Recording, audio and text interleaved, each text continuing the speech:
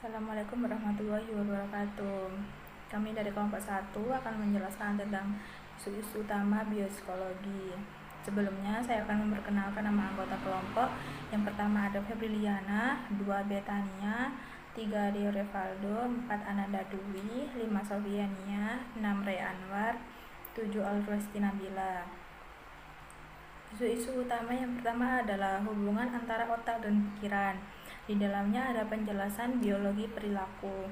Sebelumnya saya akan jelaskan apa itu biopsikologi. Biopsikologi merupakan ilmu yang mempelajari tentang mekanisme dan pengalaman dari sisi fisiologi, evolusi, serta perkembangan. Di dalam penjelasan biologi perilaku sendiri dijelaskan ada 4 kategori. Yang pertama, penjelasan fisiologis. Penjelasan fisiologis mengaitkan perilaku dengan aktivitas otak dengan organ tubuh. Yang kedua, ada penjelasan ontogeni, yaitu menggambarkan perkembangan sebuah struktur ataupun perilaku, bagaimana adanya pengaruh gen, nutrisi, pengalaman, serta interaksi dalam membentuk perilaku. Yang ketiga, penjelasan evolusi, yaitu merekonstruksikan sejarah evolusi suatu struktur atau perilaku. Yang keempat, ada penjelasan fungsional. Yang dijelaskan dalam kategori ini adalah alasan mengapa struktur dan perilaku berevolusi. Contohnya, banyak spesies hewan yang memiliki tampilan sama, hingga beberapa hewan lainnya memanfaatkan sebagai kamuflase mereka. Otak dan pengalaman yang disadari. Penjelasan biologi mengenai perilaku tidak langsung menganggap bahwa individu yang bersangkutan memahami tujuan perilaku mereka. Filsuf dan ilmuwan berusaha mengungkapkan keterkaitan antara otak dan pikiran. Pikiran merupakan proses mental dan gagasan, sedangkan otak adalah suatu sistem yang mengendalikan kemampuan berpikir. Muncul paham dualisme, paham populer oleh Descartes, menyatakan bahwa pikiran tidak ada kaitannya dengan otak. Paham dualisme disanggah dan muncullah paham monisme. Paham monisme menyatakan bahwa di seluruh jagat raya hanya ada satu substansi. Paham monisme terbagi oleh 3 kategori, yakni materialisme, mentalisme, dan posisi identitas. Paham materialisme menganggap segalanya dapat dijelaskan hanya melalui fisik atau material. Paham mentalisme menganggap hanya pikiran yang memiliki keberadaan. Posisi identitas menyatakan pikiran dan otak adalah hal yang sama. Muncullah kesadaran. Meskipun belum diketahui bagian aktivitas otak mana yang berkaitan dengan kesadaran, namun para peneliti melakukan percobaan untuk melihat keterkaitan antara aktivitas otak dan kesadaran. Pada percobaan pertama, si A diperlihatkan sebuah kata pada layar dan didahului oleh layar yang kosong.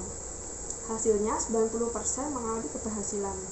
Si B diperlihatkan sebuah kata pada layar didahulukan layar yang berpola.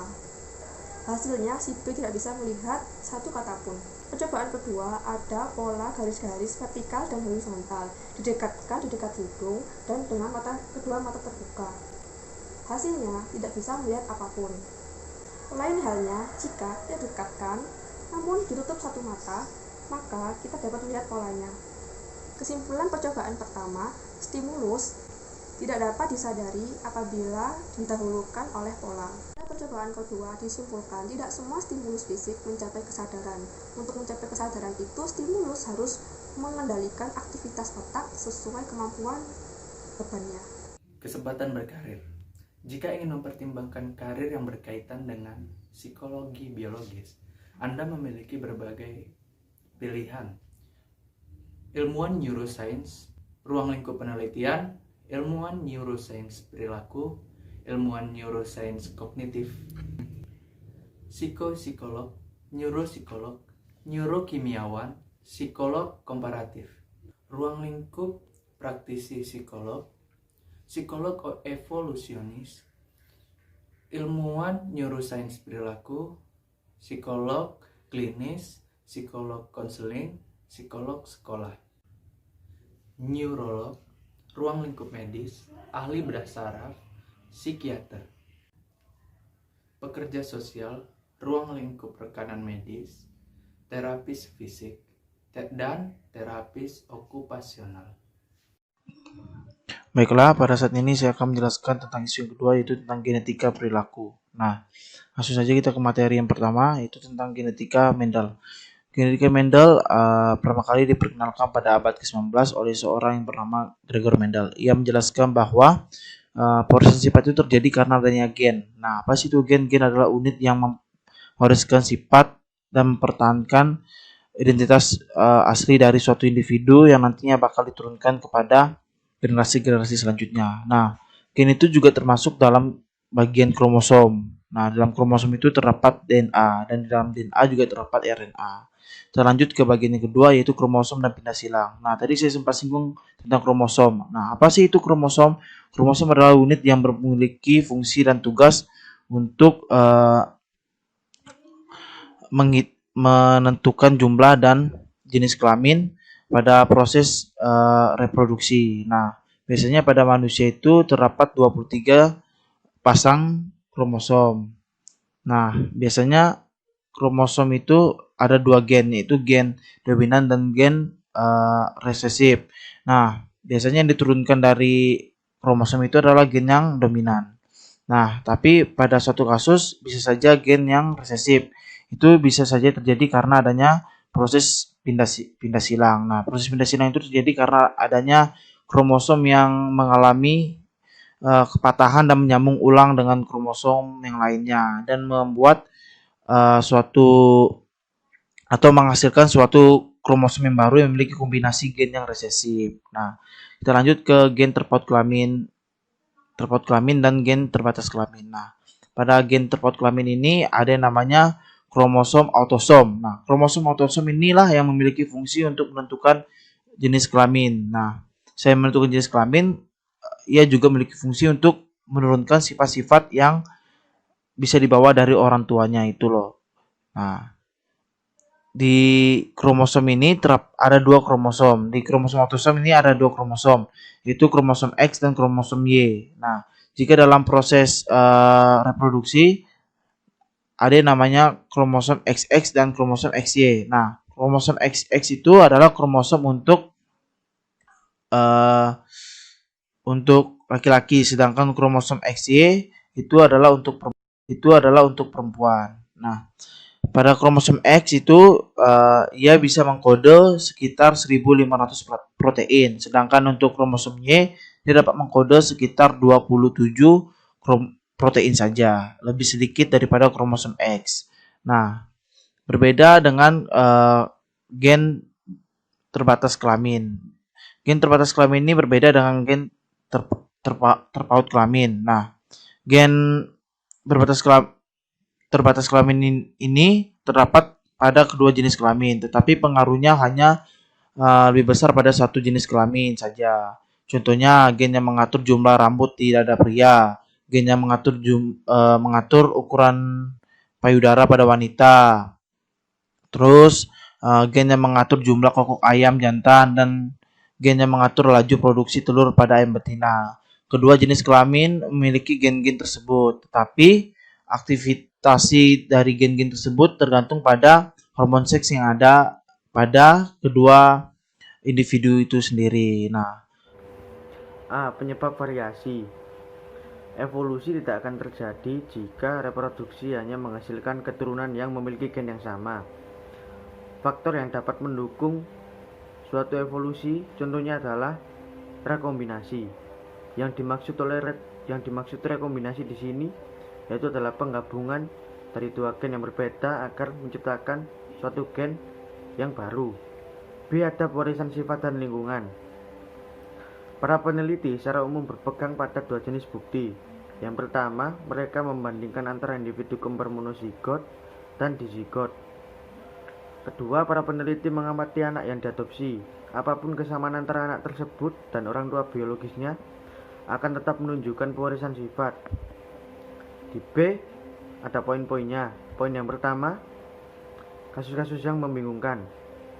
Banyak kasus seperti selama masa kehamilan sang ibu menderita gizi buruk. Hal itu dikarenakan mengonsumsi alkohol, mengonsumsi rokok, dan lain-lain sehingga dapat mempengaruhi perkembangan otak janin dalam kandungannya.